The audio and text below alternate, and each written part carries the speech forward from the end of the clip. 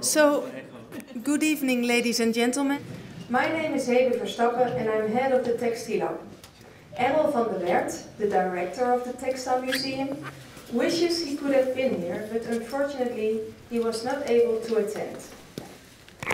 I would like to extend a special welcome to our keynote speaker, David Shah, who will give us a lecture about the future of textiles with a link to heritage, innovation and sustainability.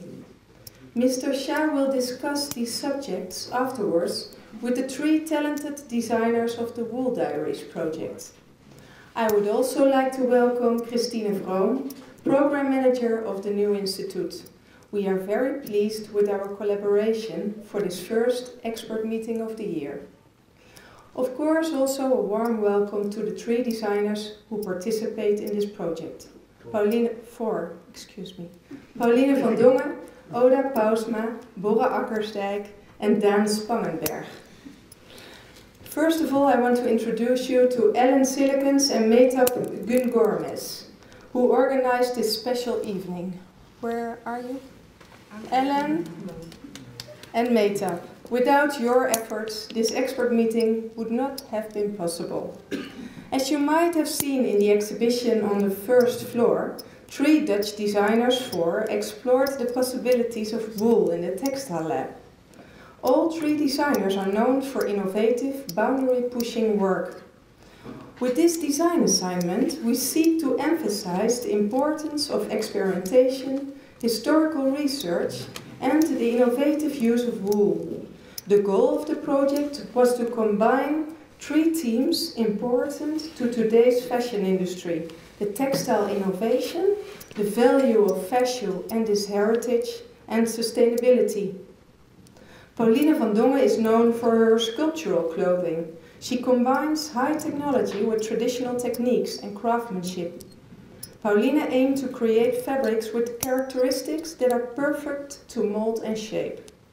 The designs of Borre Akkersdijk and Daan Spangenberg, with their label by Borre, are iconic and thus timeless.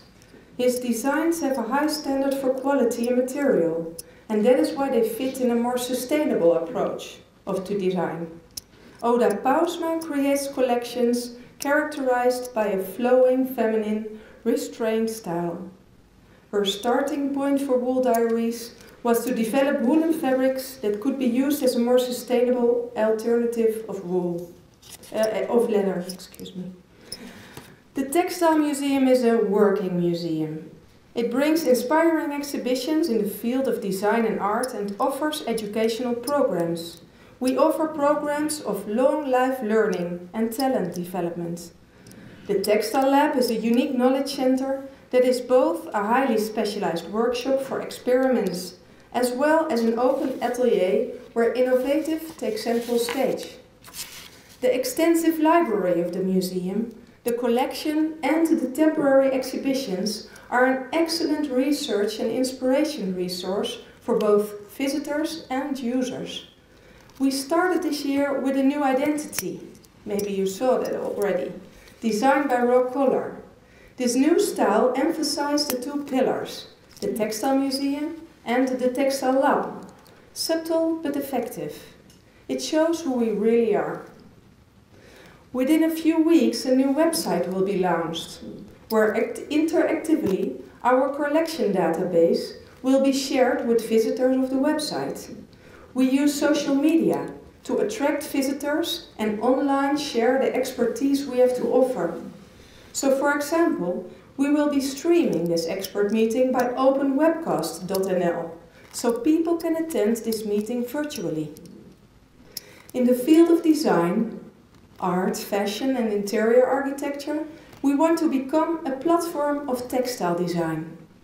We want to grow and become an experiments partner in order to create a place where people and organizations can meet, study, experiment, design, produce and exhibit.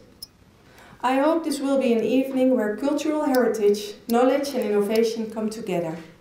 And before I hand the floor to Christine Vroom from the new Institute, I want to ask you all to turn off the sounds of your mobile or smartphones And I'm looking forward to meeting you afterwards for conversation, drinks in the museum cafe downstairs. Enjoy the rest of the evening.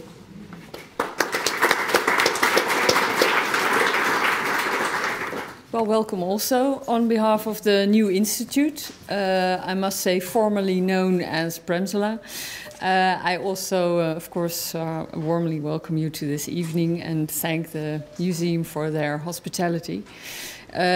This evening of reflection and discussion in relation to the project Wool Diaries. First of all, as you may know, from January 1st of this year, Premsela, the Netherlands Institute for Design and Fashion, has merged with the Netherlands Architecture Institute and Virtual Platform into the new institute. This institute will continue to work in the field of design and fashion combined with architecture and e-culture. Although we are not a so-called sector institute anymore, we will continue to offer reflection, debate and opportunities for research and experiment. Now, looking back to the start of this project, which was last year, one can say that it's the result of a long-cherished wish to work together as organizations on the basis of the values that we share as institutes, to be a center for knowledge and reflection and create room for experiment at the same time. Wool Diaries marks a special collaboration between the TextileMuseum, Textile Lab and the new institute, and is partly also made possible by Woolmark. It is a collaboration, as has been said, where textile innovation, heritage and sustainability meet. How we started, we commissioned 3 fashion designers, as you know, or designers, on the basis of these 3 themes that we think are relevant for the fashion design sector today, or maybe even the design sector in general. The designers have produced at least 3 collections, and they are known for their innovative work. The assignment challenged them, we hope, to work outside their usual frames of reference, with the aim of bringing about this innovative character and sustainability in wool designs. It's been said a little bit also about the designers already. So I will say that they started in February in the textile lab here, individually weaving and knitting their own fabrics. Hereby, I think they discovered how they could get the material to do what they wanted and achieve the results that they were looking for. Whether this was producing a woolen fabric that resembles the surface of leather, which would be more sustainable than actually using leather, or producing an outdoor fabric that may be water repellent or very durable, or maybe manufacturing a fabric with sculptural characteristics, with soft wool. How do you manage that? It was all tried and tested, quite successfully, I think, by these designers here in the textile lab. Following this process, the designers returned to their own ateliers and turned these fabrics into mini collections that you've just seen, I think. The results will be on show, I think, till fall for quite some time here. So I would say, please, if you liked it, tell people to come and watch it. And it's also, of course, to be seen in the short film that's in the exhibition, but also online. I will not say too much about the assignments anymore because David Shah will go into that with the designers in a moment here in the interviews. But I would like to round off by congratulating the designers with the results they've come up with and thank the TextielMuseum for the hospitality and also the great collaboration with Hebe Verstappen, Ruben Reu, Ellen Silicons for this evening. Ingrid Omen, I haven't seen her yet, but I think, okay, well, I thank her too, because she supported the project with the material of wool, amongst other things, and of course our own made-up Gungormas, who organized the whole evening and the project with the Textile Lab. As the new institute has embraced innovation as its central notion for its program in the coming years, and focuses on the innovative power of architecture, design and e-culture, I trust and hope we can look forward to a continuation of our fruitful collaboration in this field. I think research will be a central notion also for our program. And we will be focusing on materials, amongst other things, textiles also, both from a historical and an innovative approach. So for now, I wish you an interesting and inspiring evening, and well, I hope you will enjoy it.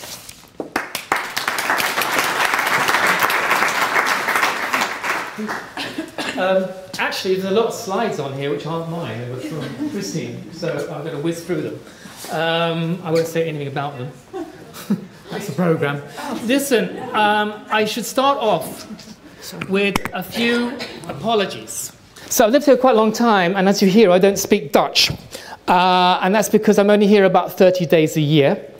The other thing is that I'm very ashamed to say that although I've been in textiles since 1973, I have never been to Tilburg before, and I've never been to this museum. I know, shame, shame, boo, hiss. I have been to about 100,000 textile factories from Bombay to Bangalore, and I've seen everything there is about textiles, and I've got to say I'm very, very impressed. And what I'm going to try and do today is set this Wool Diaries against how I see textiles and our world today out there, politically, economically and sociologically, and how this will fit into the future, if it will fit in at all. Very difficult task for me to do. And actually, I need 7 hours to do it in, but Ellen's getting very, very nervous because she's seen I've got a lot of slides, and I can talk very, very, very, very fast. So if I talk too fast or you're bored, because I once sent 600 Chinese to sleep in a people's hall, after 5 minutes, tell me. Okay? But what I want to do is really try, because I don't believe textiles can exist without understanding the consumer. If you don't know your customer and what's going on out there on the high street, you don't have a future. And I want to explain that part, and actually a lot of overlap with everything these 4 brilliant people have done. And I would just like to congratulate this whole concept, because outside there, it's a very, very brutal world. I don't only make fashion magazines, which you might know, Textile View, View 2, Viewpoint, which is my real favourite. I publish in China, I make colour cards, and I've just launched a website with Pantone Inc. in America, a multi-million website dealing with colour. I make a lot of clothes. I make really, really a lot of clothes, myriads of clothes out in China. I sell them in the high street, so I understand commerciality. I talk a lot, I give a lot of speeches. Actually, when my father died, he never quite understood what I did, because my form master actually said, I'm a jack of all trades and master of none. I give a lot of speeches, I deal with a lot of companies, I do a lot of futurism, and I consult a lot of people about how consumer behavior will affect their product in 4 to 5 years' time, and all the rest of it. So here goes. I want to talk first of all about what's happening in the world. And this world we're living in, I call it a squeezed middle. There is no middle. And we used to think about the world in pyramids, and we actually understood that the world was going to become hourglass. This was a phrase created by the International City Bank, saying, we're going into an hourglass world. That means lots of people moving up and lots of people moving down. Actually, they got it all wrong, because the world we live in today is looking very much like that, very top-heavy. That means there's lots of very nice people out there, maybe some of you, who we call just nots. Very nice people, school teachers, tram drivers, bus conductors, students. They just can't get enough money to buy their first apartment. They just can't get enough money to get a loan from the bank. They just can't get it there. And what's worse, we all know our taxes are going up, and above all, fuel costs are going up. If any of you are in business, the biggest problem for you is controlling your energy costs and your fuel costs. This is going to be the big problem that divides the winners and losers. Who is going to suffer from all this? Well, of course, some people think it's Generation X. How many of you are Generation Xers here? Douglas Copeland's 1985 to 2000. Useless people, shouldn't own up to it. Failed completely. Unlike us boomers here, we're absolutely wonderful. Of course, we all know who's really going to suffer. It's these people in the front row. They're the ones who are really, really going to get squeezed. We know that the job market from Spain to Greece is 40 to 50% undersupplied. And we know that in London, 1,700 kids applied for 8 jobs as barkeepers for a coffee shop. That's how bad it is, and we all know how bad it is. And I want to show you this film from Benetton. I know Benetton are very 80s, but they still make great films. And I think you should have a look at this. For the commitment you demonstrated, day in, day out. For standing tall in the face of adversity. for the perseverance,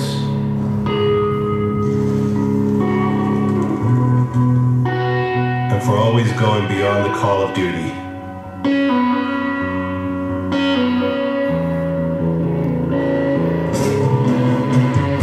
For the extraordinary achievements in research, arts, and crafts. For delivering under pressure and showing leadership qualities.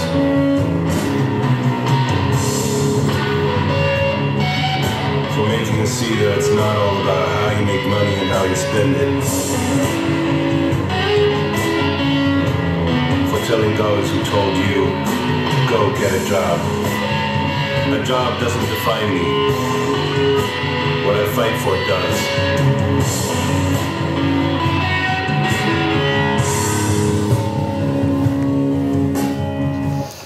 I'm going to bring this up when I talk to the people here, the 4 people here, because we had a conversation over dinner, and it was very interesting talking to people about, it wasn't about what they thought of me and my age group and my purse strings, but about what they wanted to defend about themselves against me. Very interesting concept. So anyway, who cares about them? Because they haven't got any money like me, and they don't vote, so they're completely useless, so why worry about them? And most important of all, we can't wait to get rid of them.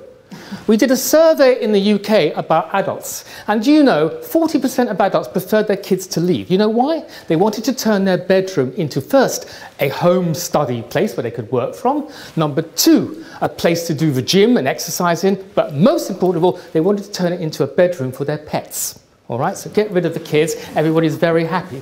So what we've got a situation is saving money. Everybody is saving money, big problem. Now, this is a bit ridiculous, because when the Lehman crisis started, nobody saved money. You Dutch thought, oh, it doesn't affect us, it's not a problem for us, we're all fine, the British were the same, everybody's kept spending. Why did everybody keep spending?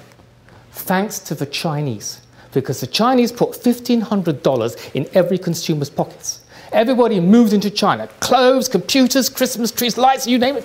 Make it in China. It's so cheap. We keep our margins and we reduce the prices. That staved off the whole effect. Now you're feeling it. Now you're feeling the cutbacks. People are not spending. They're looking for alternatives to spending. Price checking, bartering, negotiating, hire purchase, buy one, get one free, crowdsourcing, swapping, repairing, storage, even loans. All these are the new way of looking forward. And of course, above all, renting and vintage. I don't know if you've got Oxfam in Holland. We have Oxfam in the UK. Charity shops made £1 billion last year. Their profits went up 30%. That is mega. How did they do that? Why? It wasn't because they just had a lot of poor people squeezed middle trying to get second-hand clothes. It was because they improved their image. They changed the whole concept of charity shop. They didn't have nice 70-year-old women giving up their Wednesday afternoons, not charging any money, and putting all their clothes in piles in a corner.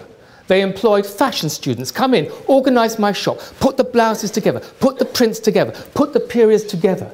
They even started doing limited editions, sorting out what they had. And of course, at the same time, vintage got to be known as eco-friendly, and it got to be known as celebrity-friendly, and now everybody in the Far East has discovered vintage, and they're all coming to Europe. Can anybody here tell me the difference between vintage and second-hand? What is the difference between vintage and second-hand? Haven't got time to wait? About 50 quid. Money values, nope. You wouldn't buy a Hennes & Mauritz 2011, would you? But you would buy a Hennes & Mauritz 1966. All right, so you need at least 20 years. And what's the other difference? They don't make the clothes like they used to anymore. Nobody in this business would make a skirt like that. Why not? Too much bloody fabric, too much cost. I don't want to put more than 3/4 of a metre in a skirt. That's at least 4 or 5 meters in a skirt. No way. So here's my quick choice of what you should buy second hand. Right, definitely Mary Fortuny, of course Chanel. I got to support the British, Norman Hartnell and the Queen Mum, absolutely wonderful. Dior, of course, a little black dress. Mary Quant, very nice lady. The Yves Saint Laurent Mondrian. I got to do Celia Birtwell, and of course Scarlett O'Hara's curtain dress. These are all the things that you should invest in. Of course, Louis Scherer's fabulous Marilyn Monroe number, and the girl we all loved in our dreams in the pinafore dress. Now, Life is changing, right? Life is really changing. And here is the challenge for this lot here. This lady wants to be a designer. She wants to start her own brand. And I said to her, what price level would you like to go out there at? Oh, Philip Lim. Depends on the article, etc., but definitely middle to high. Okay, not top, but middle to high. Wrong. Where is the market out there? Where is the future? It is the squeeze middle, because you know, before the Chinese came here, before the Brits, the Brazilians, the Russians, it was middle-class Dutch, British, French who were going to designer shops and buying aspirational purses, belts, and they were 60% of the luxury business. Now they don't have the money, they've gone down. They can't afford it. But they still got the same taste. They still haven't forgotten what design is all about. It's about private label negotiating. It's about delivering product that looks beautiful, that is understood by their aspiration, but is true value for money. I'll come back to this in a minute. This is the whole secret of doing business in the future. At the moment, it's either cheap Primark, or it's ridiculous prices, Jill Sander, right over the top. I can't believe the way the prices escalate. Really, really ridiculous. And Marks and Spencer's have been very clever. Very clever. They got into a lot of trouble, the shares collapsed, everyone's and they just launched their new collection, and they decided, we'll go back to what we stand for. Back to principles. We're going to go back to being all about aspirational. We're going to back to being quality. We're not going to compete with Primark anymore, Hennes and Maurits. We're going to do what we do best, which is quality. And we're going to bring technology. We're going to mix the quality, and we're going to bring technology. We're going to make garments which perform better, last longer, look fresh. Very, very clever. And we're going to be British, because we have a British heritage. We're proud to be. 4 very key secrets, which are all part of their future and the whole future of textiles. Am I talking too fast? You're right, very clever. I like the Dutch. We call it savvy value. Savvy value. That's the key words you need to know. Savvy value. Is what you're doing savvy value? Because we look at the rest of it, look at the rest of our lives. We all watch cooking programs. We all buy cookery books, etc., but we stop buying organic food. Prices of food are going all the way up. Expensive, expensive, expensive. And we've got into a few problems. Do I look like a cow? Right, the whole story. And what about you Dutch laughing? Came from Holland. Your tomatoes grown in China. The Chinese don't even like tomatoes, but are busy growing tomatoes for the Dutch market. And in love, can't afford a Valentine's. Let's buy one from Asda. Inside it says, my love for you is precious, but it only costs 7p. Can't afford to have babies, etc., etc. And we've got this whole thing about nostalgia. Nostalgia, nostalgia, nostalgia. We had the fabulous artist, and now what have we got? Everybody's going mad about, of course. Can't show this whole film. I want you and Daisy both to come over to my house. I'd like to show her around. Can't you see who this guy is? With his house, his parties. Anyway, I don't have time, but it's all about how Prada cooperated with them. Of course, she's a great Schiaparelli lover and all of that. I have to be careful this is being filmed. I don't get sued by people. Great exhibition in the Metropolitan last year. Miuccia Prada talking to Schiaparelli and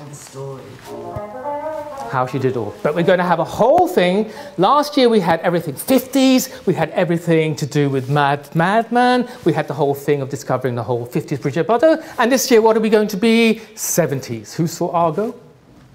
The tweed jackets, #1 seller in the States, tweed jacket from Harris Tweed, and we've got the whole Dallas back again, and we've got the whole punk story, Chaos de Couture, and we've already got Courtney Love and Marilyn Manson for YSL, and we've got the whole collections, punk, punk, punk. And boys, who are trendy men here? Last year, it was all moustaches. Yeah. Where have you got to go this year, boys? What is the new trend for men this year? Side partings. Absolutely, everything's cool, very, very, very cool, side parting. And here you are, ladies, Old Spice. How many of you wear Old Spice? Hello, ladies. Look at your man. Now back to me. Now back to your man. Now back to me. Sadly, he isn't me. But if he stopped using lady-scented body wash and switched to Old Spice, he could smell like he's me. Look down, back up. Where are you? You're on a boat with the man your man could smell it. What's in your head? Back me. I am. It's an oyster with 2 tickets to that thing you love. Look again. The tickets are now diamond. Anything is possible when your man smells like Old Spice and not a lady. I'm on a horse.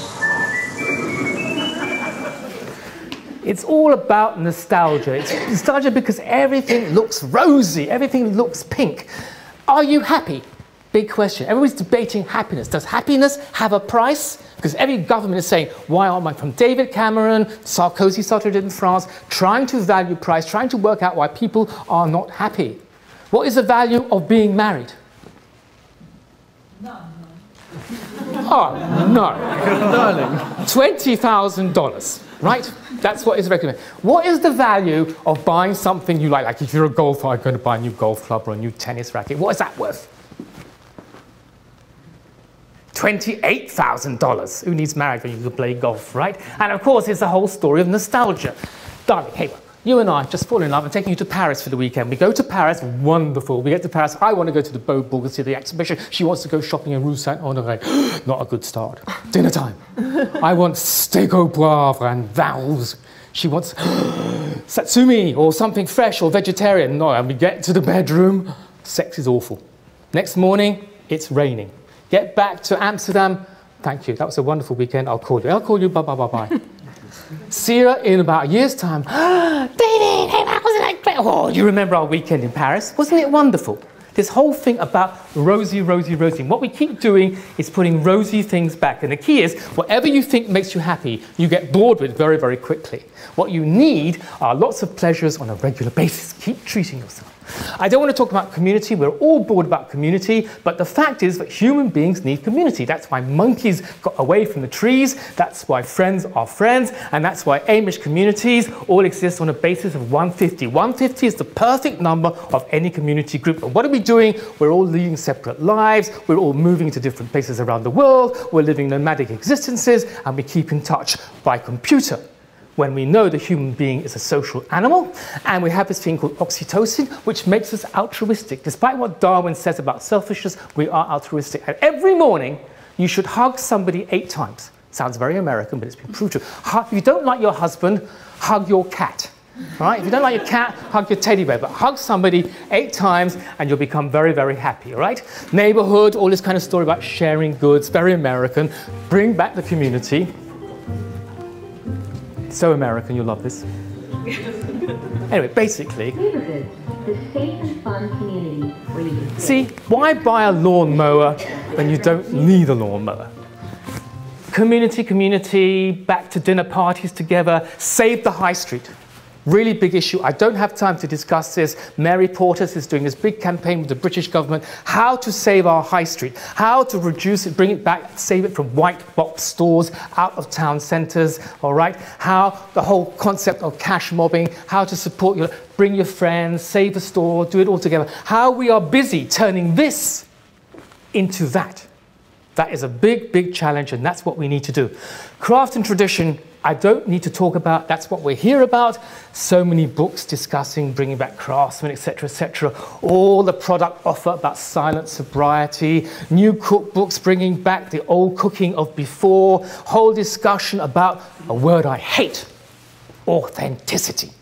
It's become as vulgar as green, as sustainable, as ethical. Very important word, but the trouble is, what does it mean today? What does craft mean? Is it one-off, etc.? Who is it going for? One end of the cage, you've got the rich who can afford the one-off. And then you've got all these stores which are mass market doing wooden paneling. Labels saying crafted with love when it's been made in China. The whole concept is selling the whole thing, overselling it. But what's good about craft? Brings back the community spirit. People working in schools, working together to reinvent traditional skills. But what I like about this place, and what every one of these 4 has done, is saying craft is not about knitting. It's not about patchwork. It is about technology. Craft is not a concept of using old materials. Craft is an ability. It's a skill. And how we apply it today is very different to how we understand craft in the past. Very important. We harness technical invention. Very, very important. And we love it.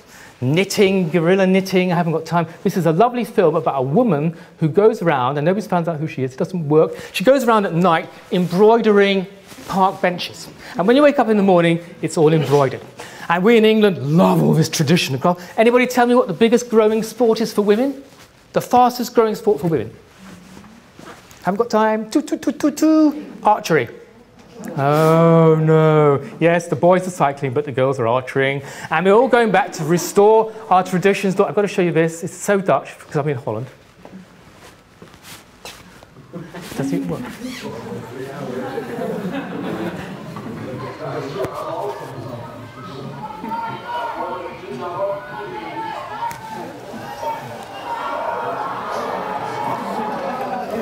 Well done, Holland. Love it. Everybody loves that. I mean, you know, it's more than a pole jump in the Olympics. But this is dangerous because we're all sitting in the past when the future is happening all around us. When these great things, nanotechnology, robot, they're all happening and we're sleeping. The world is changing beneath us. We are moving towards singularity. I haven't got time to explain singularity, but I promise you here, before I die, and I'm sorry I won't be here to see it, but by 2046, humans will not be human anymore. They will become transhuman. Thanks to SENS, thanks to nanotechnology, and thanks to our brains being linked to computers, we will become transhuman. But where are we? You're all Dutch, you'll understand this. This is where we are. Sag mal, Papa, habe ich dich noch gar nicht gefragt. Wie kommst du eigentlich mit dem neuen iPad zurecht, was wir dir zum Geburtstag geschenkt haben? Gut. Mit den ganzen Apps kommst du klar? Was denn für Apps? Geh mal bitte die Schützenseite.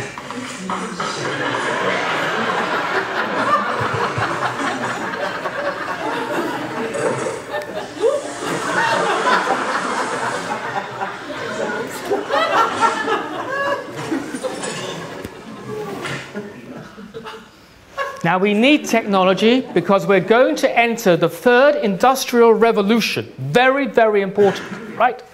Now, we've had one industrial revolution in the dark satanic mills of Leeds and Manchester, etc., the invention of the spinning wheel. The second was Ford and the conveyor belt. We are now about to enter the third, which is a combination of additive manufacturing, new materials, and robotics. And this is very, very important because we're turning the whole wheel. We started with the wheel, then we went in, and now we're going back. Manufacturing for one. Very, very clever, right? Some people go even further. I haven't got time. This is about 5 things, about focus, about transport, but the key is, why manufacturing will return to Holland, and I promise you this will happen, will be because of 3D printing.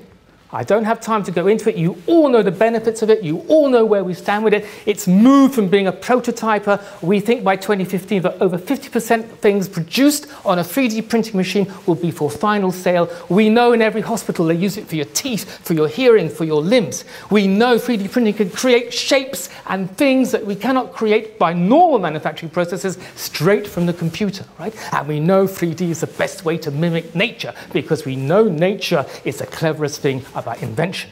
And already in close, a long way to go in close, but a lot of things I've been seeing this afternoon in this exhibition could be 3D made in the future. Of course, Iris Halpin's doing it first. I don't have the chance to show you this. It's just a little bit about a chair being manufactured by 3D. I don't know if it'll work. See? And one day you'll print your house. You'll print your house like they print the chair.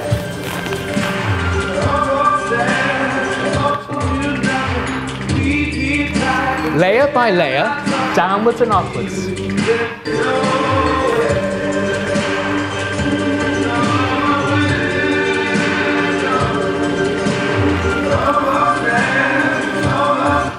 Now you know why I need 7 hours, you see? Saves weight because you build up, so you're not having to build extra things away and cut around it. Very easy to reprocess, saving time. You can make your one-off, your prototype without any cost. If you're an architect, you can do it in 6 hours, not 6 months. Very, very cheap. And in the end, we're going to combine 3D with additive. And in the end, it's the best because you'll be able to make anything you want in the world. They've already done it in a cabin in Africa. They actually did 3D to produce things in the middle of Africa, and you'll never need spare parts again. Like Volvo, you have to store all those Volvo parts because they'll always be in your computer, and your computer can just translate them to the 3D machine, and they can print whatever shape you want from any model you had in before. And they'll line them up in 2 rows, and they'll manufacture. And the other big thing is robotics. Robots. They are beautiful. They are lovely. They are so clever now. This is taking a very long time. This is Hyundai. But this robot, you know how difficult it is for us to make a step? You know how difficult it is for us to climb a chair? How many brain stories Watch this guy. Balancing capabilities are so advanced. Newest stream of data.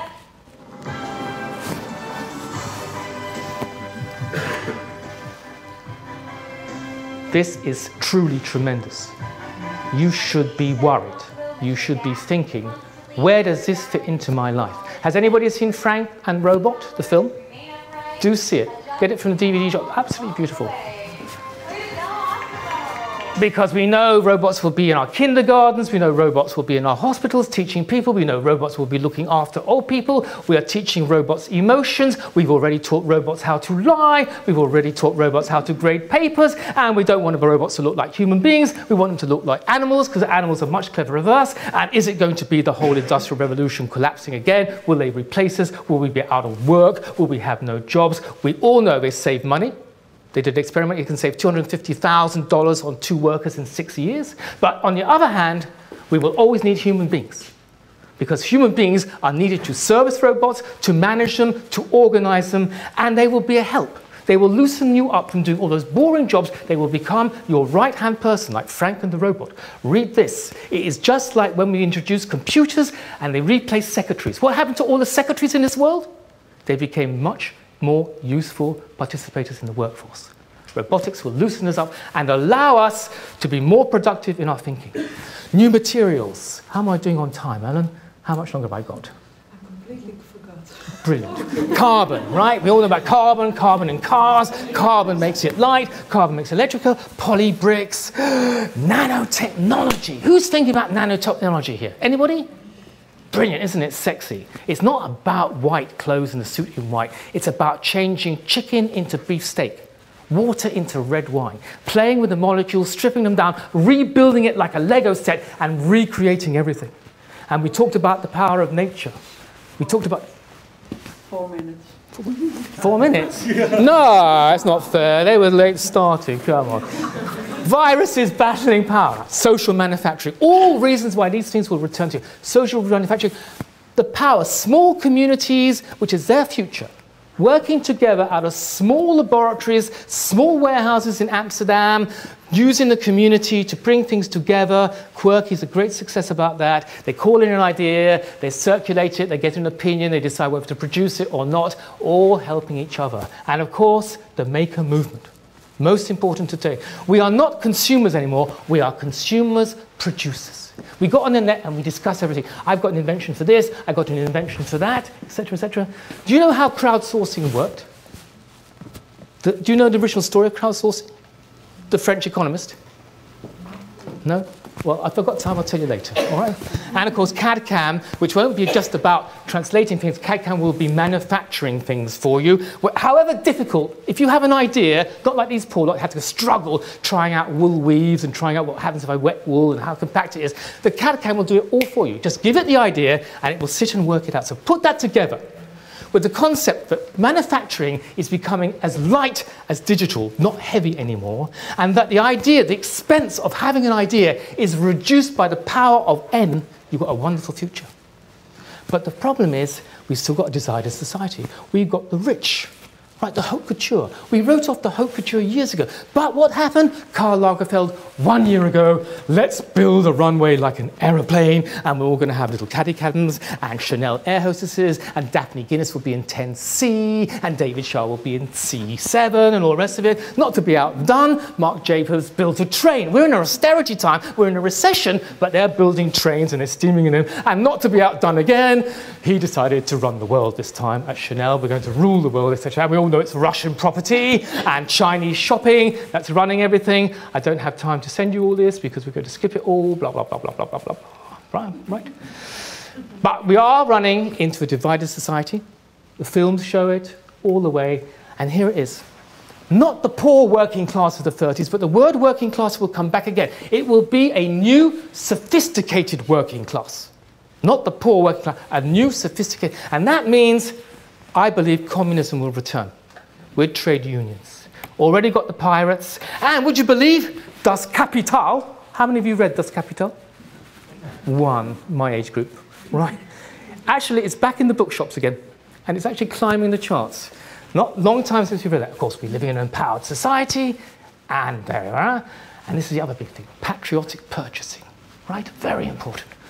Made in China. Everything is made in China. We know your chairs you're sitting on is made in China. This microphone is made in China. My computer is made in China. How many of you are wearing Swiss watches? Come on, how many are wearing Swiss watches? Yes, one. How do you know it's Swiss? It says so. It says... It's an old one. It's an old one. All right, you're safe. Because in Switzerland, you only need to have 40% of the working parts have to be made in Switzerland. The rest can be made in Shenzhen, Guangzhou, doesn't matter where. It can be made anywhere. Like the American flags, they're all made in China. And British cars, etc., etc. Best of British, right? Now, I'm going to show you this advert. It's absolutely brilliant because it's about being patriotic, right? It's about 2 years old. It's not new, but it still makes me cry. It is about the emotion of patriotism in patriot. I got a question for you. Can you turn the volume up? What do you know about luxury? What does a town that's been to hell know about the finest? Can you hear this?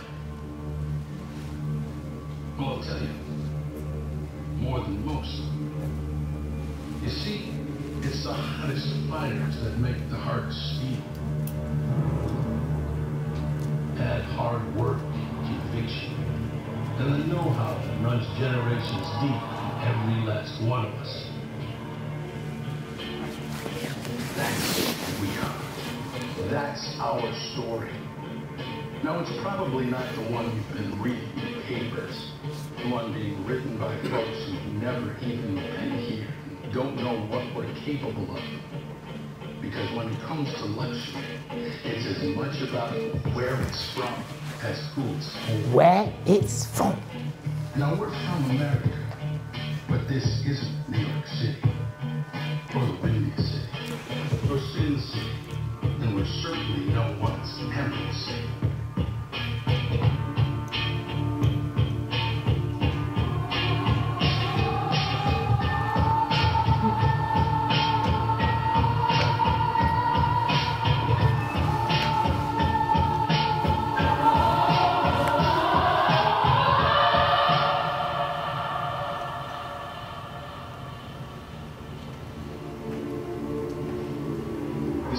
City. And this is what we do.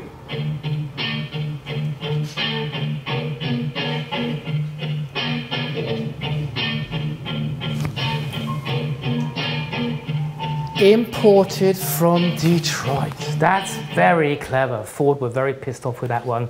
All right. What does it mean anymore? What does made in Holland mean? What does it mean?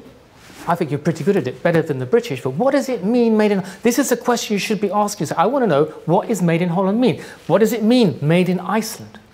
And we've moved on from the 4 Ps of marketing into a sense of community, revitalizing, and purpose. It's not about product, price, place. It's about what is the purpose of what you're doing. What were you doing for what purpose? How is it doing to solve the problem? Very, very big. Film. Lovely. Purpose. Oh no, I haven't got time to show that one. Ah, sorry about that. Tropicana, right? What do they make? Orange juice. What does orange juice remind you of? Florida. Florida reminds you of the sun.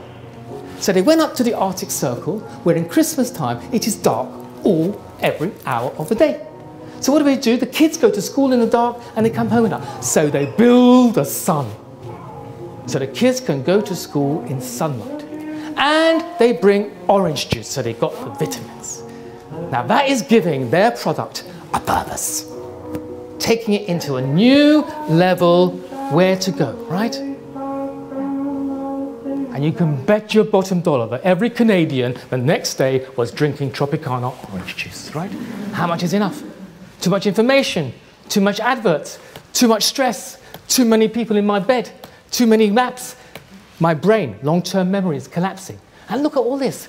Size 12? Get out of it. I work in this business. We moved a size 12 to a size 14 because you can never tell a woman she's fat.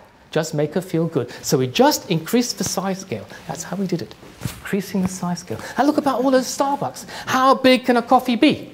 That Trenta is bigger than your stomach. Do you need it in your life? How many bedrooms do you have? Queen's bedroom, imperial bedroom, super bedroom, empire bedroom, king's bed, queen's bed, and about all those classes when you travel, not tourists and business. It's now premier élite, voyageur, voyageur supérieur, etc., etc. And all the job titles. Give somebody a job title, don't give them any money. Say, how much is enough? Buy nothing day, okay? Really. We can't afford to step out, but we are looking at consolidating and reducing material, okay? Now, do it very, very quickly. Lifespan. This is something that was brought up by them. We suffer from... How many of you bought a new telephone in the last 6 months? So bloody Dutch. You didn't want to spend the money. Don't tell me it was about sustainability. You didn't want to fork out on a new phone. That's not fair. Oh, boring. But everybody's thinking about reducing seasons, right? One season clothing, the COS concept. I love this concept, right? It's from Howells. And they put, like a school book, they put a label on it, so you pass it on to the guy. Here's I own this, Bori owned that, Dan owned that. We pass it on from person to person, so it's got an existence. We build a memory into our product. When I buy this chair, it's got a chip in it. And this chair says, oi, I was owned by David Shah in London in 1970. And now I was owned by Bori in Amsterdam in 1980, and then I was owned by owner in I don't know, Nijmegen. So it's got a history. So you never own the chair. The chair owns you. That's brilliant. You're just part of the whole history. See, we all know the best things in life are the simplest things in life. And Data Rama's rules are still true today as they were in the 50s. I'm going to end very soon. Ellen, don't get worried. Don't stress. Don't stress. You'll be very, very stressed. Morality. Everything today has a price. I pay people to stop taking drugs. I pay people to learn to read. I pay people everything. Everything has a market price, not a social value. Everybody does the same. All of you, when you potty train your daughter, gave her chocolate. If you do it on the tray, I'll give you chocolate, right? But after a couple of days, the kid says, oi, there must be something wrong here. Why is mummy giving me chocolate to do this? There's a problem somewhere. So there's a new morality growing up. What is the price of it? But we're still living in a market economy, okay? Morality for today. We weren't moral at all. We weren't the only moral. Well, Bill Clinton, that was the last moral thing we got involved with, because none of us, when the times were good, wanted to start saying, that's right and that's wrong. None of us wanted to get right and wrong, because it was like, oh, well, it's all right, we're all doing well, just a little tolerance here and here, etc., etc. I love this advert. It's Dutch. You make good adverts. This was a joke. I mean, who cared? But now, fights in Paris, fights in London, everybody discussing this issue. I can't believe it.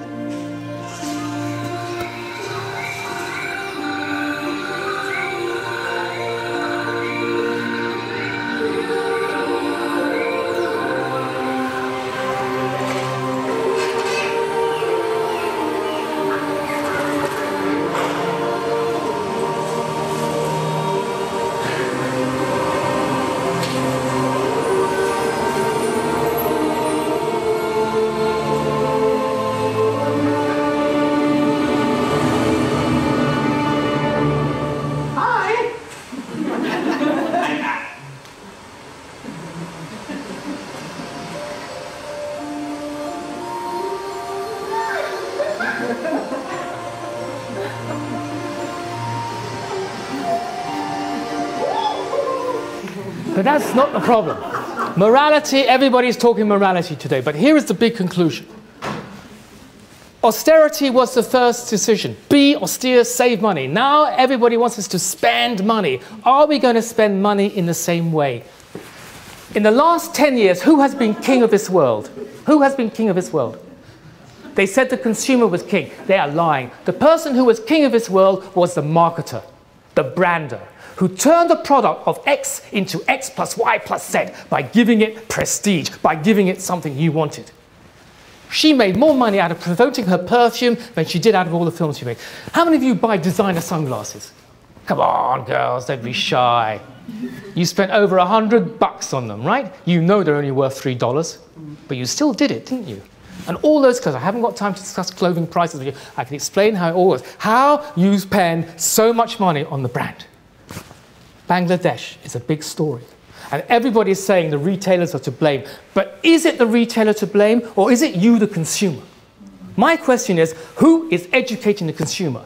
Until the consumer decides that they are not going to pay €9 for a new frock, but they will pay more money, you're still going to have Bangladesh. But it will be Cambodia, it will be Indonesia. And however much they try, we don't solve the problem. Who is educating the consumer?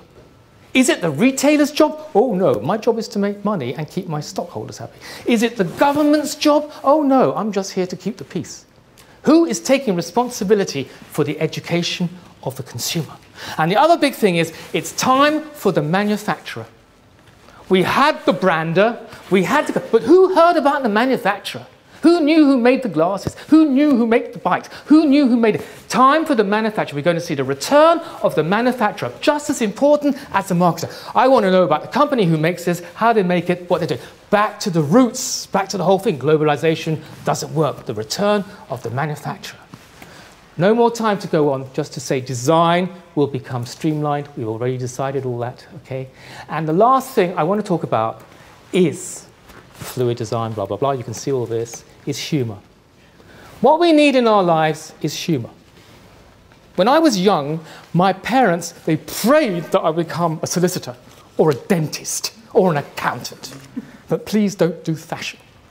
And the girls, well, if you did fashion, please marry a banker wanker. All right? But get out of it. Now we all know that creativity is the best thing we've got. And above all, the new design is about humor. Bring emotion to my life. Silly things. But have a look at these pictures. Right? Now that guy designed a plastic bag. It could have been white. It's the same price, but he's thought it out a little bit more. He brought humor into the whole thing. Leica did the same thing, the dolls. And this is a very, very old picture from the internet. I don't know how old it is, but it's just about how to make it funny. I don't have time, but we've got to turn, because we're at the tipping point. We want dreams. We want to move, we all got the basics, move us on into a new level of design, right? The what-if approach, the what-if Google approach. Why sell a condom, sell a toy? Brilliant. I've got a friend who actually has that. It's absolutely brilliant. I'm going to finish on this film. And it's about wool, but it's not from the Woolmark. I'm sorry I had to rush everything. Ellen's already going to kill me, all right? But just enjoy this. It's so lovely. And this is what your design should be about.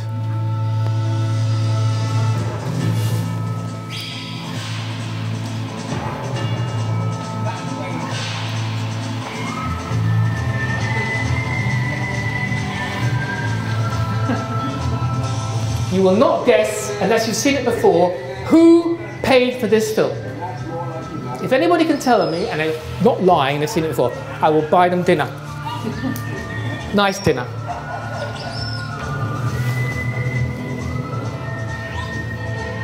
It's not the Woolmark.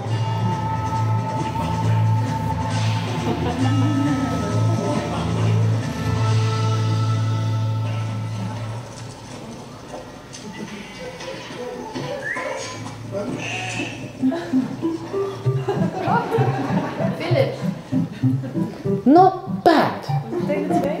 Not, who was that? Very smart. Are you British?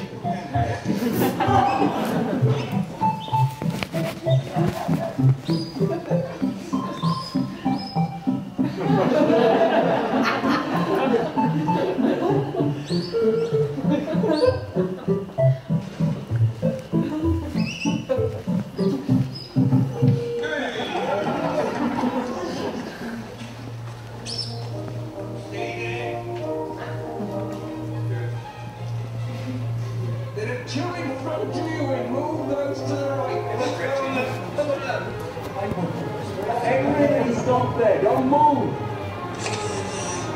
Start on the next page. Yes, that's better, that's good, that's good. Looking good.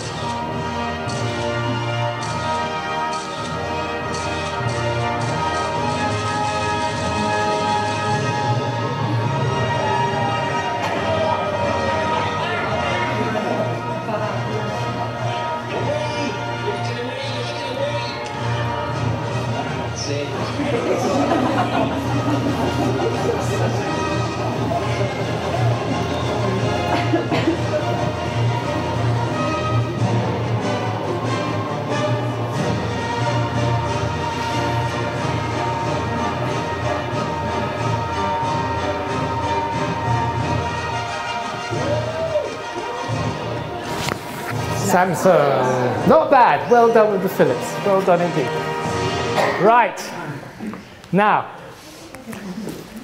I had to rush it. Sorry, we had a great audience. The questions I've been throwing up, I'm going to ask them. Purpose, emotion, humour, craft, technology, special, difference, moving forward, innovation. Did they answer those questions? First, a film about their work. Oh no, wrong film. There he is.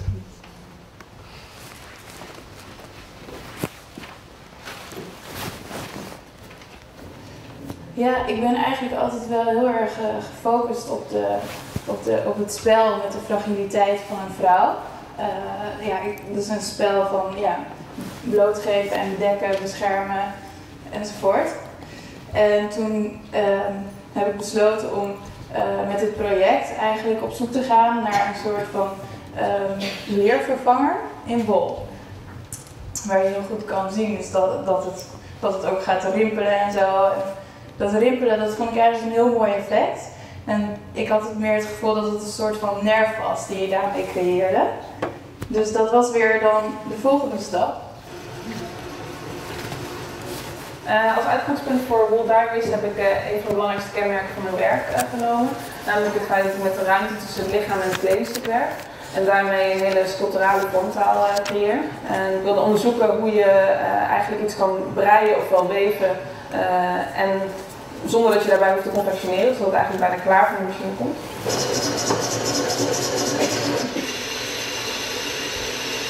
Het heritage gedeelte komt eigenlijk terug in het gebruik van passementen. Bij het breien werk ik vanuit een idee dat ik bepaalde bouwstenen maak, bepaalde vormen die zich herhalen. Het zijn losse panelen op vorm gebreid. En die ik vervolgens met passementen zoals koord in elkaar zet tot verschillende vormen daarmee kom. Dus eigenlijk komt er dan geen naaimachine aan te pas. En kun je het dus ook weer gewoon uit elkaar halen en nieuwe vormen construeren.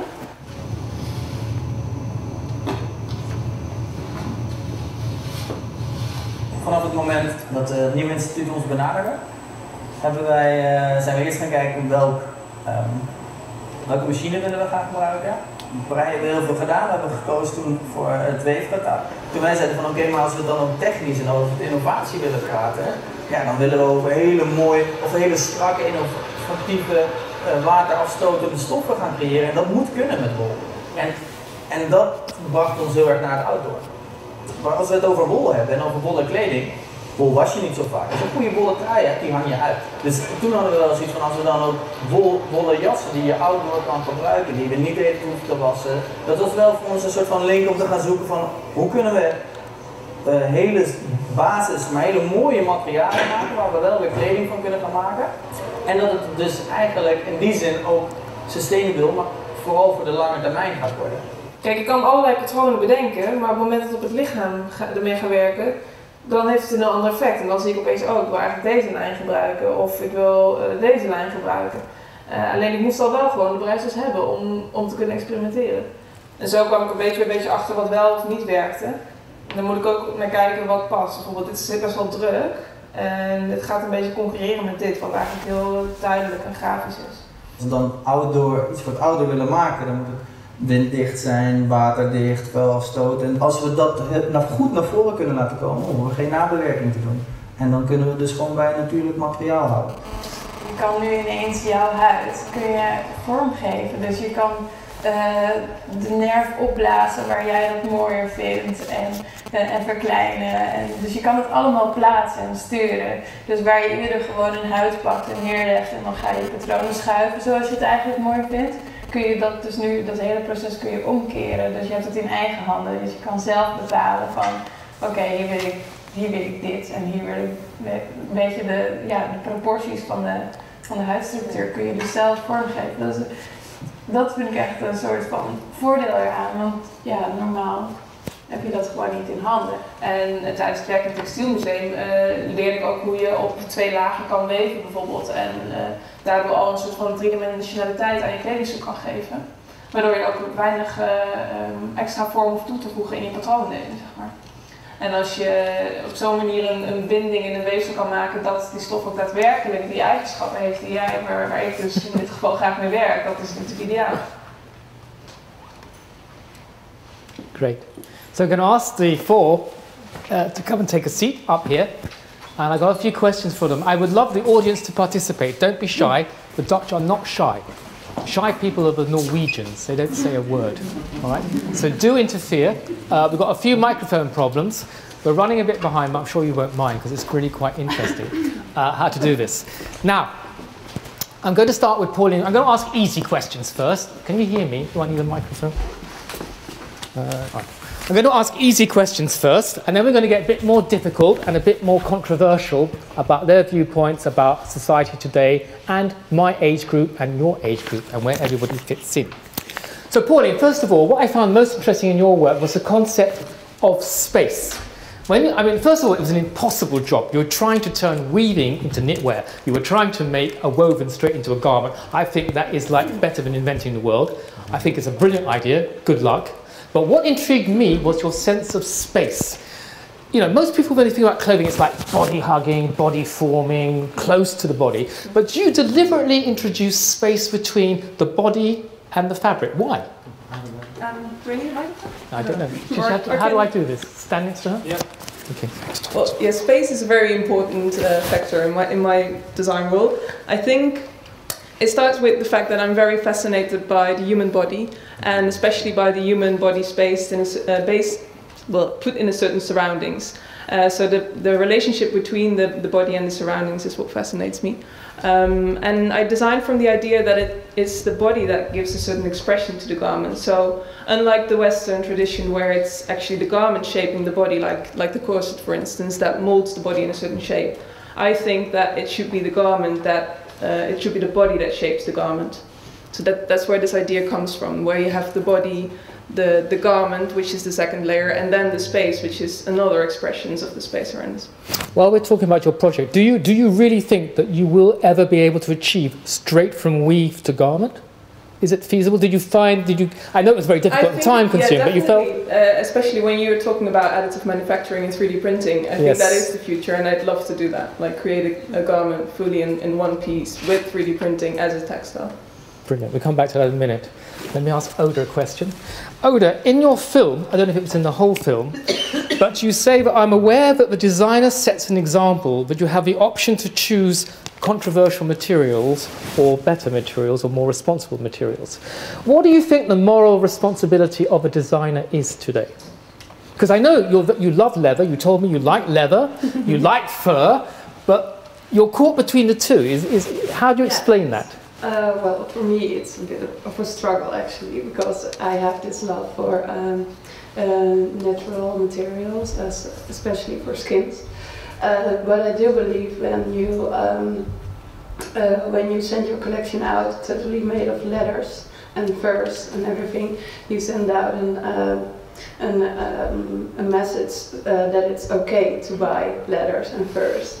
And also for the chain which is coming after you, maybe the people who buy H&M, they are even, well, maybe more, the group that can't buy the really high-end products, so they can't buy maybe the leathers and the furs which are sourced with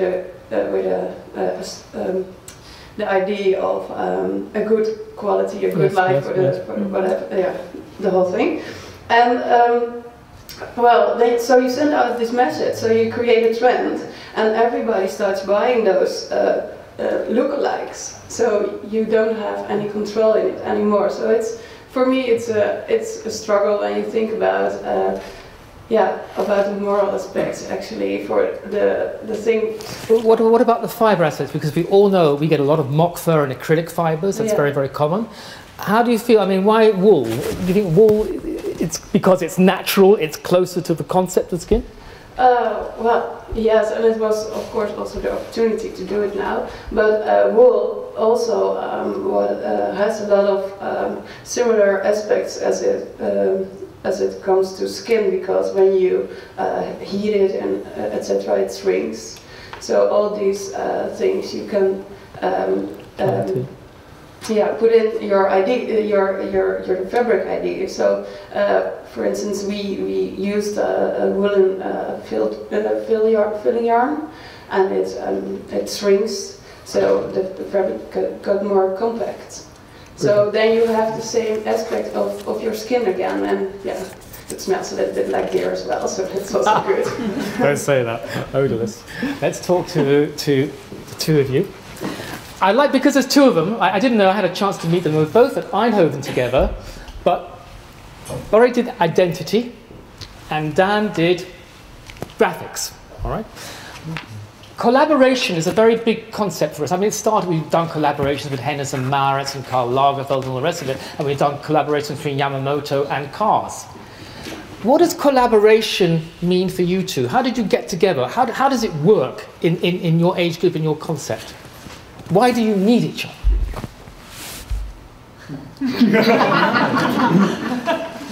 Shall I go first? Yeah, go first. That's why I need him. Just need him to break the ice. This is the answer. No, I think it's really easy. Like, somebody else can do other things than that you can do yourself, and I think the moment you bump into somebody that fills in the gap or enhances the idea you have, or a lot of times how we work, it's I have this small idea, or he has this small idea, we bounce the ball, and then it becomes clear. It becomes logic, and he has loads of qualities that I have no clue of how I should do it, and the other way around, I have things that he has no clue of. So I think in that sense, no, maybe not, huh? But I think it's filling each other's weaknesses and then enhancing the things that you can do well. Yeah, I think we surprise each other. That's the sure. When we talk a lot on the phone, pretty much all the time. It's my relationship. Yeah, more or less. But when he has a small idea, and when I do graphics with nothing to do with fashion, I take Bode as also a sparring partner. He comes with a whole completely different view and surprises me and everybody. Yeah, I think especially client-wise. Yeah. Yes. So we have fun together. Yeah. Level. Can you make it a little bit more concrete? Like what? How does it bring? I think that what is important for them is the way they conceptualize. Wow. That's what they told me over there. It's the concept making that's the most clever part of the whole thing. Yeah, and it's the moment you talk with somebody else, the moment you're explaining your own idea or you're building the concept and you're telling it to somebody, then it becomes clear for yourself, because the moment you have it only in your head, it stays that sort of abstract thing. And I think the moment we start talking together, we build a concept like this, and then that's how it works for us in that sense. So I think we need each other to make it more concrete, to make our own abstract thoughts useful or sometimes not useful. Yeah. Good. I have a question for all of them, because not being Dutch, coming from the British side and the British education system, because I teach at British universities and things, I was fascinated because they were all designers of garments coming to fabric. And I was surprised, I was talking to Lucy here, that your actual textile education, pure textile, weaving, knitting, dyeing, printing, etc., is quite reduced in Holland, right? And I'm wondering if this works properly, because I think in the UK it's terrible, because the textile designers never get to make clothes unless they meet somebody doing their final exam, and the textile people the fashion people never really understand textiles. They just go out there and buy the fabric because they start with a shape and say, what textile shall I fill it with? So what are the lessons you've learned, all of you here, about the importance, the synergy of textile with garment, which you didn't learn before? I don't know who wants to start with that one. No, I just want to say, I think for us it's not like that, because we both came from a school that we're all from the first year, it's all materials. And we both were not at a fashion school, and our whole path, like the first 5 years I studied, I didn't know how to make patterns. I didn't know how to make, it was all about, okay, everything I made had a fashion influence, but it was not fashion. And after that I started to study fashion. But so in your film, you said you let the textile talk to you, you let the yarn talk to you. Yeah, it's always material. We start from the material. And how about you, same? Well, for me it was a really different way of working. Because I normally search for the perfect fabrics to fill my designs, like you told. I think it really enriched my way of thinking, because I think it's the same if you give a painter just a few colors and he needs to make a painting with these colors, and when he starts to mix them in his own colors, he can really tell another story on his painting, actually. So if you can make your own fabric, you can even go deeper into your into what you were supposed to tell with your design, I guess. Anything to add? Well, I think it's a problem that the Dutch system lacks this kind of spreading the knowledge about textile in general, and I think it's very important to be aware of the possibilities. Like once I was put behind the weaving machines and working together with these product developers that have a lot of experience, it opens your eyes and you see lots of different things that are actually possible and that you can finally get your hands on. But not only necessarily in textiles. I think a whole interdisciplinary approach is very important. Like also working as I do with engineers is really like, then suddenly things are mind blowing. You see what you can do together with someone else's knowledge, and yeah, this kind of collaborative. I'd like to throw this open to the audience actually, because I make clothes, and when I go and sell them, the buyers today in the stores are totally ignorant. Some of these buyers don't even know the difference between a jersey and a woven. It's blue, so it should cost the same, let alone a twill from a square weave. Now, I don't know what we're going to, I don't want to start a whole hobby horse about education and the rest of it. But the general consensus is if people were better educated, it would be... Have anybody got any ideas about education in design and textiles in Holland? Anybody want to say anything about it? And let me come over there.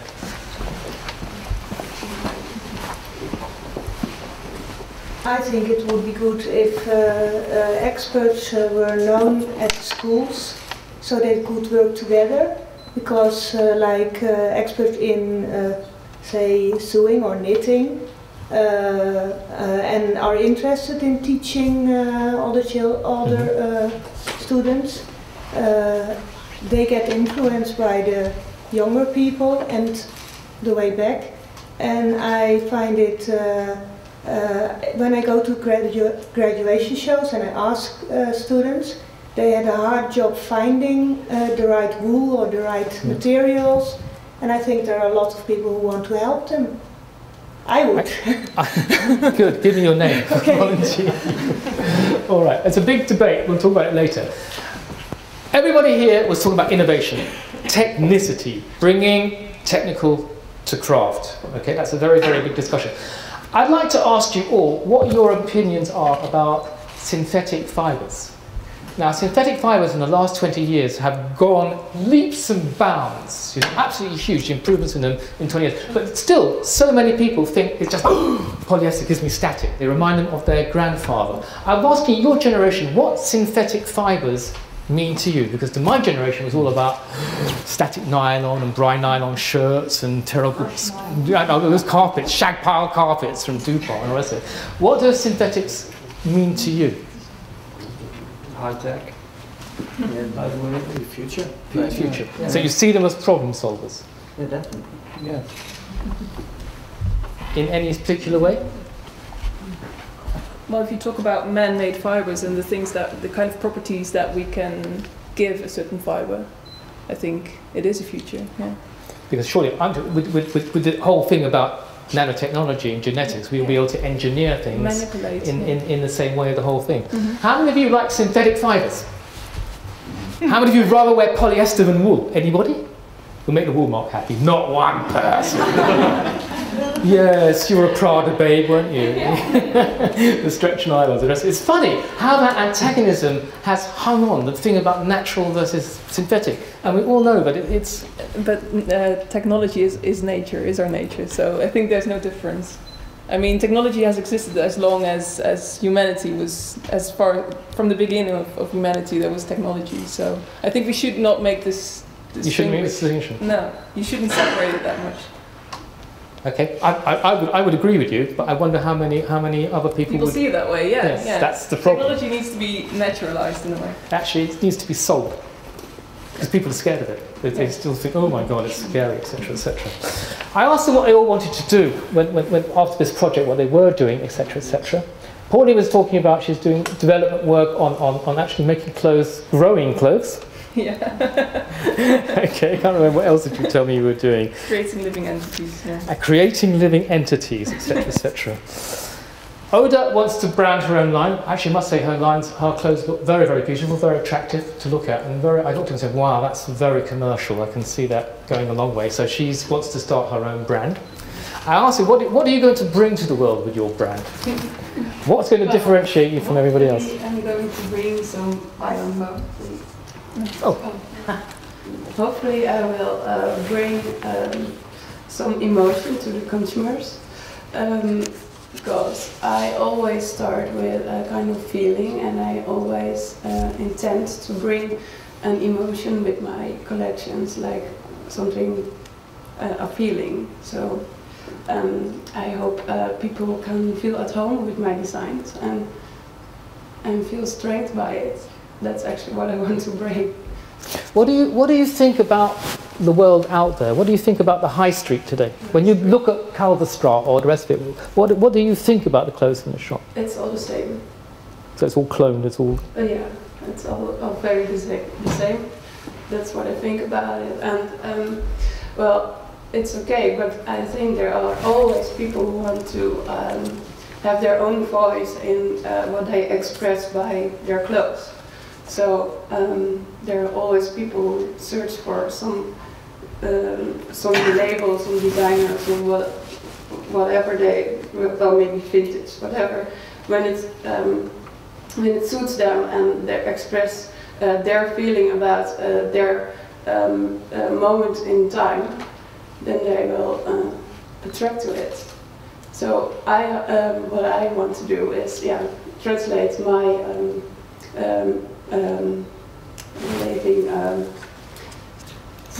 experience of this time to the world with my language, which is fashion.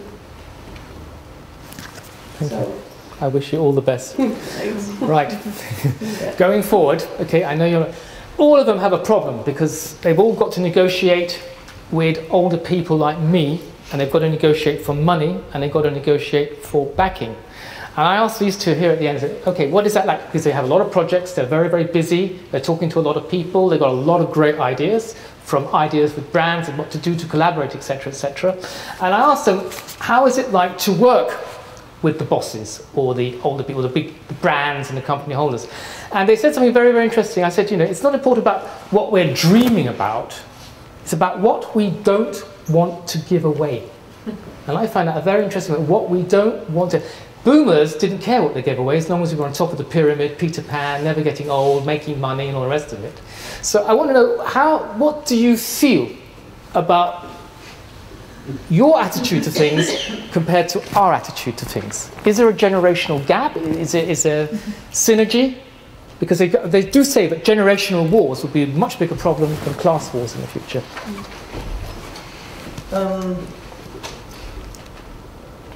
Yeah. It's a difficult question. But the question is, we've got to work together. And the question is, how do we do that? First of all, I think it becomes more easy at the moment, actually.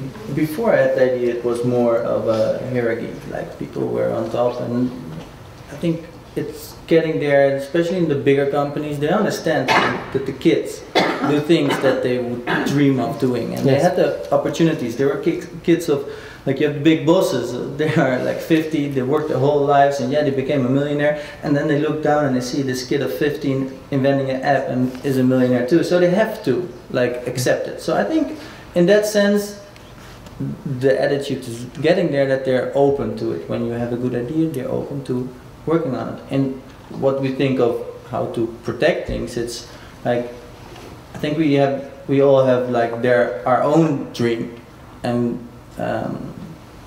we find a way how to get there. So it's like, what is our dream? How can I protect it? But how can I still work together with different companies?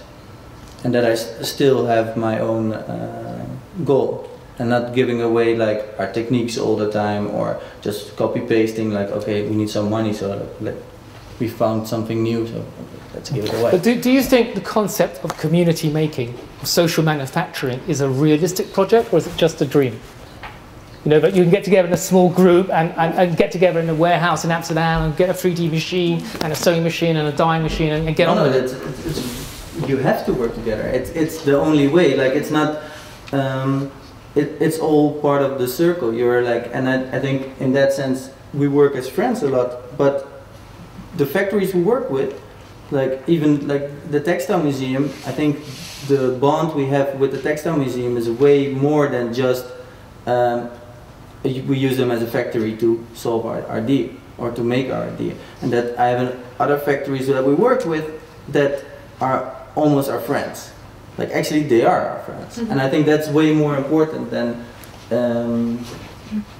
to build that bond first. And then one of them comes with an idea to add something to, for instance, a show or so. So we find a friend who does some video, and he comes with an idea to do acrobatics. So it's more or less already. I think back a little bit. It's all about being comfortable with who you work with and building it together in that sense, instead of like, okay, we need to make money. And I think yes, that's a very interesting point. Yeah, and that's also sometimes the problem, because we don't make money then. But but still, in the end, we finish it. Like, we did huge projects that in the end, like, we get so much back on. And if you really see what it cost a lot of people a lot of time, and we got all better of it. But it was fun. That's a really positive note, so I think we better finish on a positive note. Absolutely brilliant. Thank you very, very much. Been all around to ask questions too, and I'm here too if you want to bug my head and all the rest of it. And again, thank you to the Institute, to Tilburg Museum, and to Woolmark, who I've got to say, I do speak highly about synthetics, because I do believe in synthetics, but Woolmark are doing a brilliant job, I'm not paid for them, I should say this, in actually doing business-to-business marketing, and not just putting a picture and a brand up, but actually talking to manufacturers. So well done to everybody, thank you for inviting me, and thank you to them, they're really stars.